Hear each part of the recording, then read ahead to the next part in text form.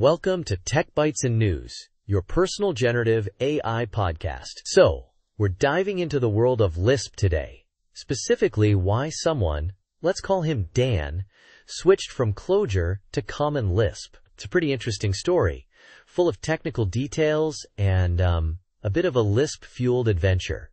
Ooh, Lisp. Sounds intense. Was it a simple case of grass is greener? Or was there a more compelling reason? It wasn't just the grass, it was the whole darn meadow. Dan was really frustrated with Clojure's startup times for his CLI apps. He tried native image, but it was a total nightmare. He basically hit a wall. Ouch, I feel that pain. Native image can be a beast. So, what were his requirements for a new Lisp? Yeah, he had a whole wish list. Fast startup times for standalone executables was number one. He also needed good Vim support, no Emacs allowed, plus solid Windows, Mac, and Linux compatibility. Oh, and a strong multi-threading story. It had to be a well-rounded language. Sounds like a demanding customer. Did he find the perfect language? Well, he considered Scheme, but the community was a bit fragmented, apparently. He'd already tried Racket and didn't like it. Then he stumbled upon Common Lisp. And, well, the rest is history. Common Lisp? I've heard whispers about that one. Was it love at first sight? Oh no, not at all. He says learning it was a rough ride, even calling it a rough ride. He used a book, then dove into the hyperspec. But eventually, he found the magic. What was so magical about Common Lisp?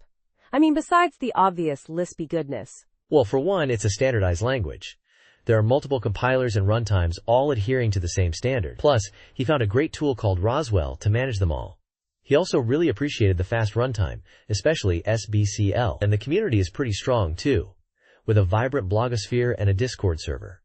He even mentions a survey from 2024 highlighting its popularity. So all his requirements were met? Pretty much. Standalone executables? Check. Vim support? Check. Cross-platform compatibility? Check. Even the multi-threading aspect was handled well with libraries like Bordeaux Threads and LParallel. He even found great libraries for JSON, SQLite, and HTTP requests. He was truly impressed. Sounds like a happy ending. Did he mention any downsides? Any regrets? He did mention Janet, a language he discovered later that also seems to fit his needs perfectly.